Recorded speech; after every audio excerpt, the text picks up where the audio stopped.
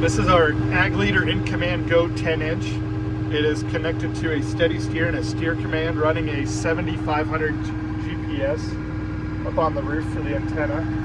And let's go ahead and power it on.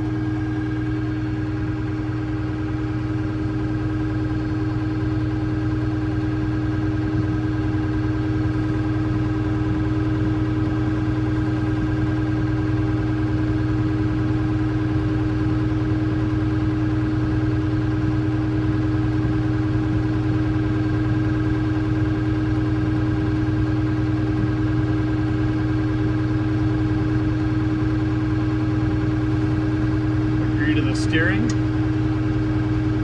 There's our home screen.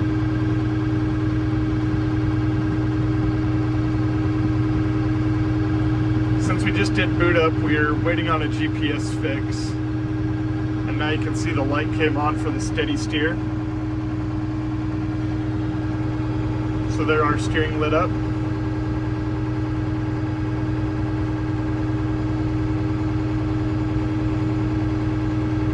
Starting to get some satellites on the GPS.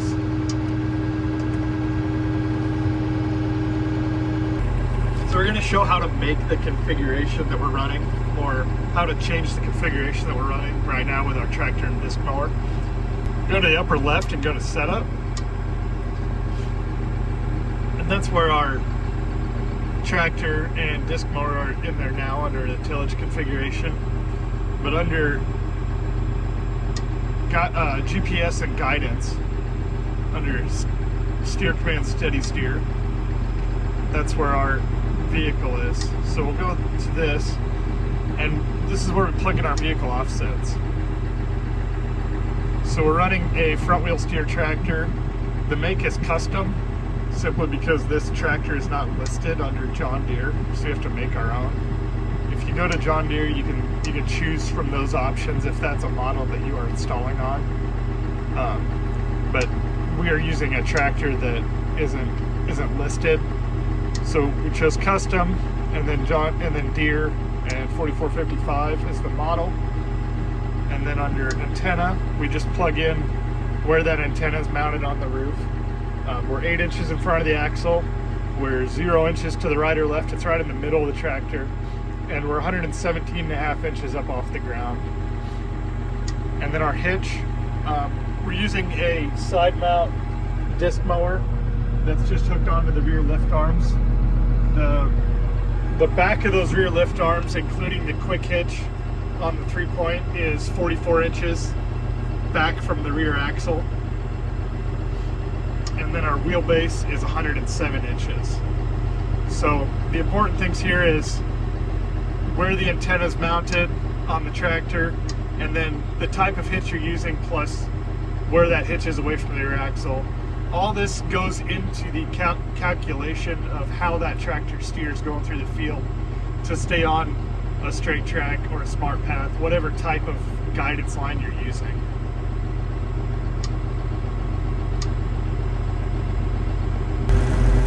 We're going to walk through a calibration on the Ag Leader steer command SteadySteer. So we'll go to the wrench, and we'll choose the tractor that we're in, the Deere 4455. And we've already done a calibration, so I'm going to walk through a new calibration here. And we'll just reset and do a whole recalibration. So our control method is SteadySteer, which is what we have mounted here on the steering wheel. This is using a universal mount. It's not the kit that's made for this tractor. The one that would be made for this tractor fits down around the spokes a little nicer, but this kit can be installed on pretty much anything with a steering wheel. There's a lot of different options on how it bolts on, so just for reference on why this one looks the way it does.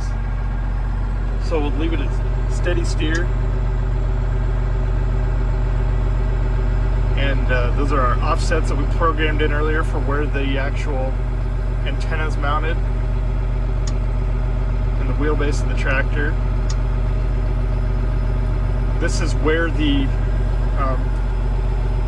steer command module is mounted. I have it bolted to the side of the have it bolted to the side of the console here. There were 2 bolts that I just backed right out of the console on the 4455 and drilled out that bracket a little bit. Bolts real easy. It can be bolted anywhere in the cab as long as it's solid. It can't have any play in it.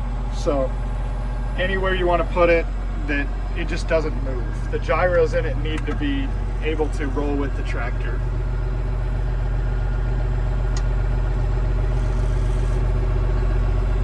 We'll agree to this, that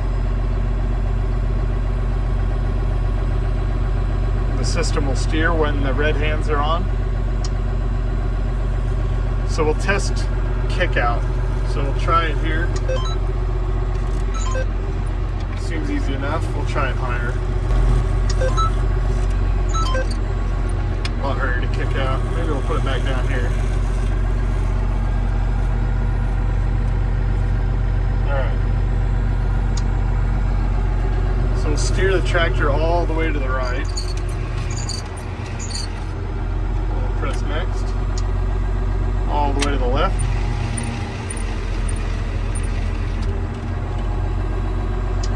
Next. Now, make a circle driving all the way to the right.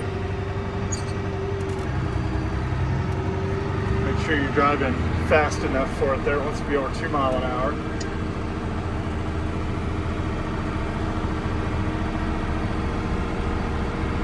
Hold the wheel and continue steering all the way to the right. I will go all the way to the left and hit next. Hold the wheel. Green hands means that the operator should be steering.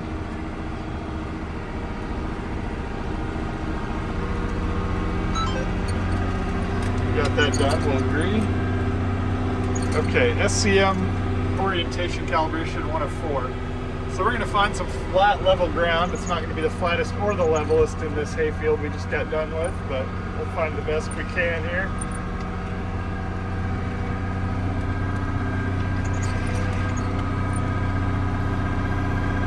Come to a complete stop. Let it run its calibration.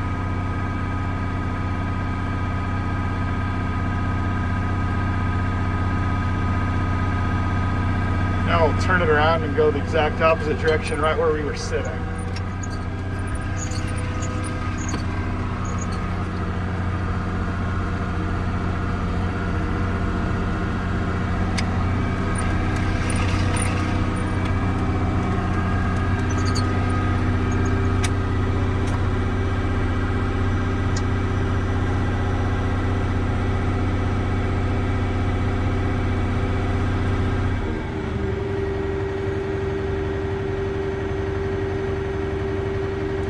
So the SCM is complete. Now we'll do our big circles. So hands off the wheel, it's going to steer itself, we'll agree. Start driving.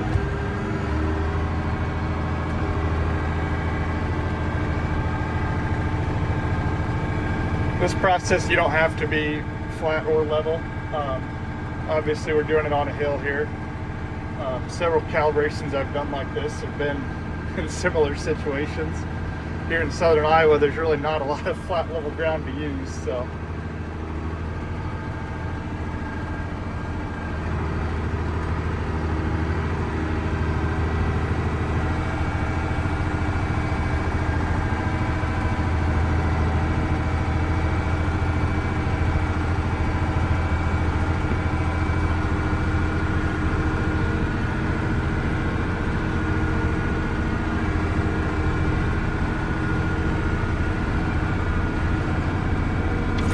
So I know it's not going to go that way, so I'm going to pause it, and we're going to make more room for our big left-handed circle here.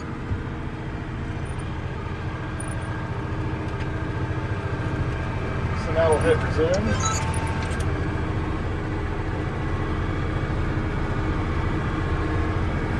Just, if you don't have room, hit pause and get the tractor in room where it'll have the area it needs to make it circle.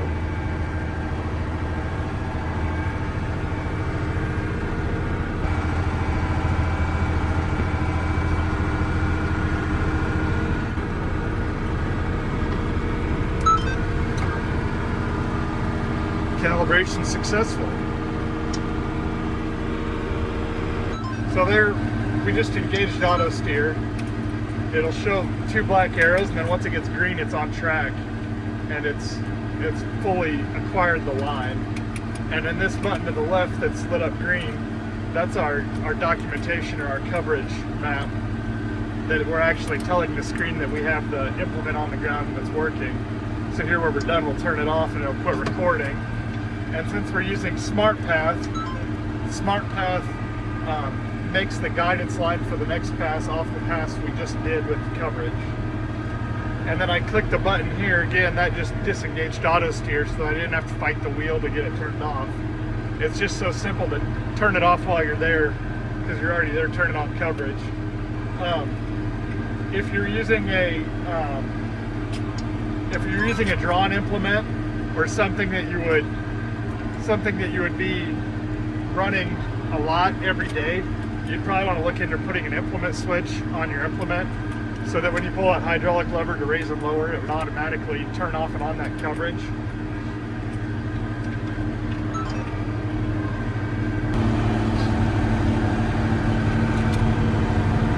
So across the top of the screen here, we've got our GPS signal, green, that we're fixed, and the auto steer that we're up and running and ready to go.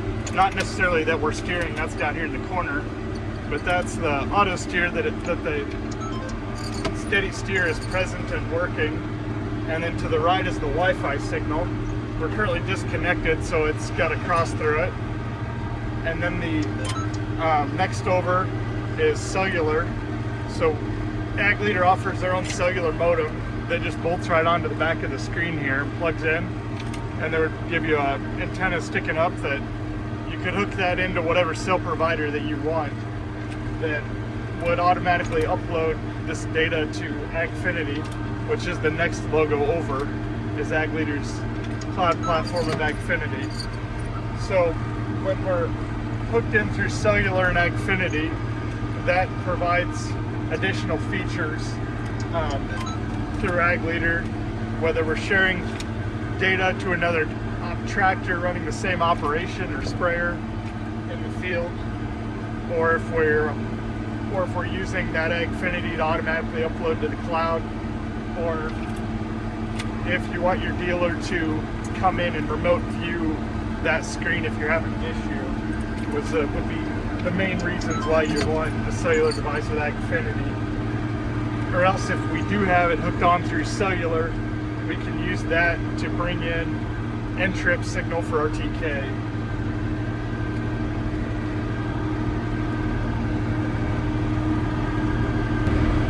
So from our main run screen for guidance, this is our display cast option. So this screen is not unlocked for display cast, and we do not have Agfinity connection or the Essentials license hooked into it right now. But this is where the display cast would be available to view.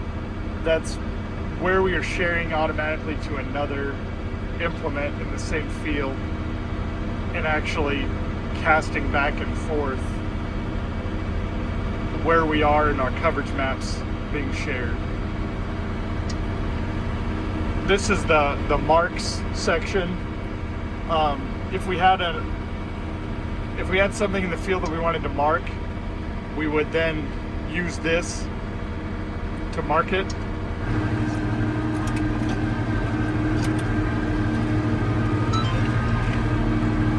I have the manual kick out set pretty hard, so it's kind of hard to pull it out right now. But if you back it off a lot, it can automatically kick you out. And I didn't want it to do it to me on accident. If we want to change it, you just pop into the screen and make it easier to kick out.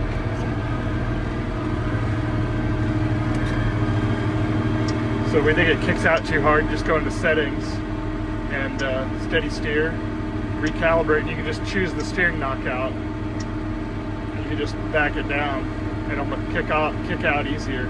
So we can test it. See, it's a lot easier. We can make it up here a little more difficult. But If we leave it down there, the problem is that when you're steering and you hit a big bump, it may kick you out. So you have to leave a little bit of resistance to it to keep you on track.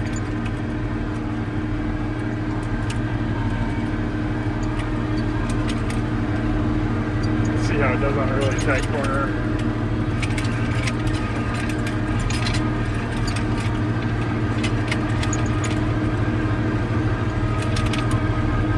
Not too bad. Got on a bit.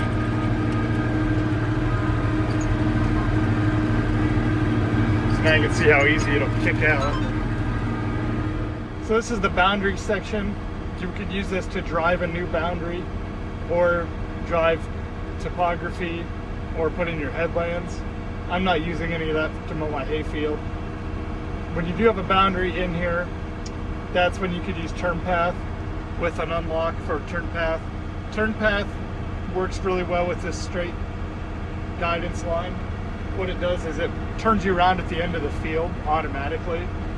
And if you have a set of point rows where you're not all the way out to your headland, you can actually hit it to go turn now. So you can have it go left or right, skipping one or two, and just hit turn now and it'll turn you right around to go back the direction you're coming from. This whole time we've been running on tillage actually, and not guidance, because we are using that mapping feature. The InCommand Go 10 is capable of all of these functions. The only functions that it's not capable of running is planters in an individual row basis, getting into those sure speed, sure drive functions, or running the application with the right spot, where we're turning off every nozzle individually. To do any of those functions, or the water management, that's where you need to get into that InCommand Go 16 screen. But the InCommand Go 10 is going to run tillage. It'll do planting, where you have those modules running the whole bar. It'll do application with the L2 modules. It'll run harvest and guidance, obviously. So we'll go back into where we were running. So we'll go tillage and back to our screen that we're using. We're in our hayfield 6, and we'll get back on the event we were just doing.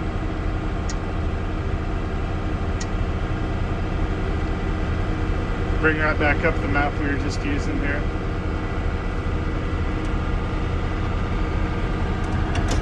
One other thing to look at .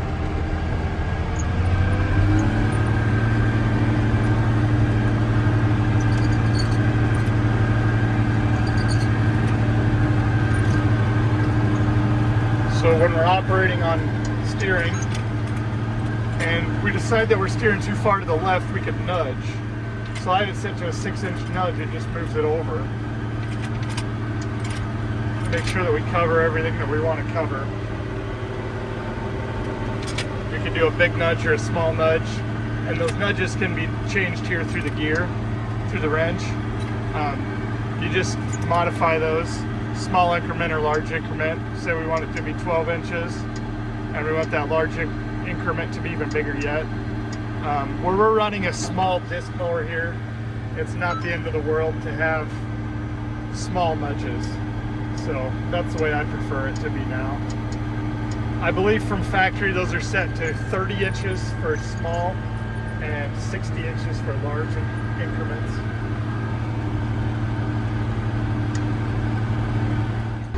So we're going to make a straight line now. So we're going to close our smart path, and then we'll get a new pattern. We're going to change that pattern into straight. And we've got a 10-foot disc mower. We're running 8.5-foot guidance. It seems to work pretty well to make sure we get all the hay mowed. So we'll go to there, and now we've got an A. So we'll get set up on our heading.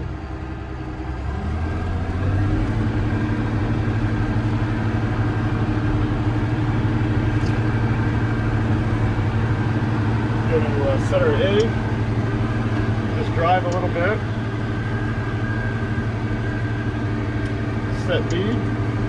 Now we've got our straight line.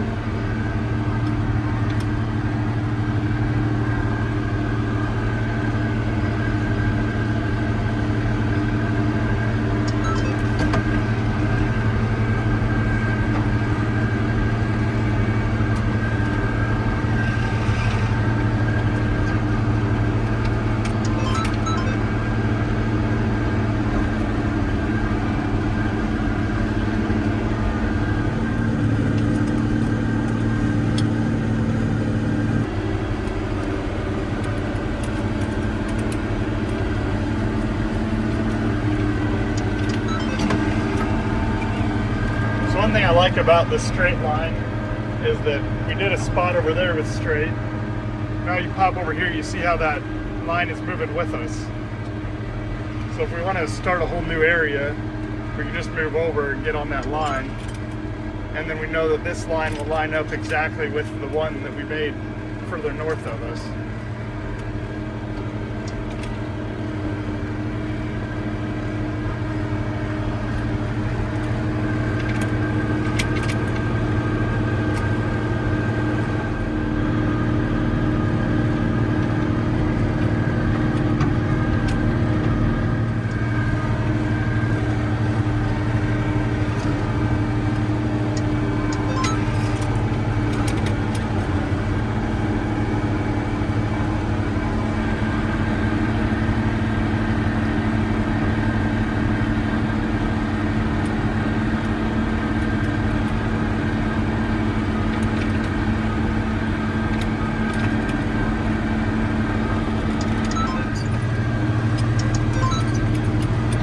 And these guidance lines that we're making here, they can be saved and transferred. So we can upload them into Agfinity or into SMS and move them into different steering operations that we have. So if we wanted to come back with the brake and put it right back on the same line we drove, different swath width obviously, but we could use that same line to follow exactly where we drove while mowing.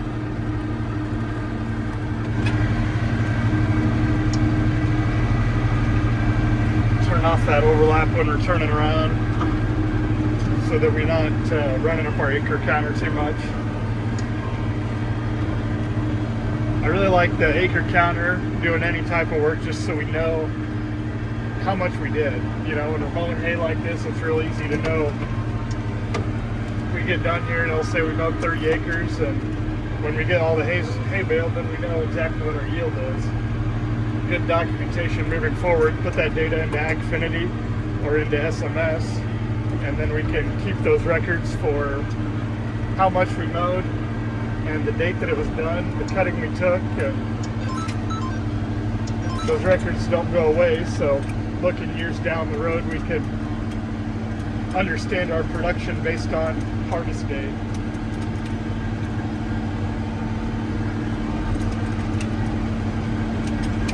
So we finished this field mowing. I'm just gonna turn my screen off. So let's just go back to home. And I've got this set directly to the battery on the tractor. Lucky on these 4455s, it's just straight out through that door. There's a battery. So I just ran the wire straight out through the door and hooked it up. And just one power connection is all I needed. So end of the day, turn it off.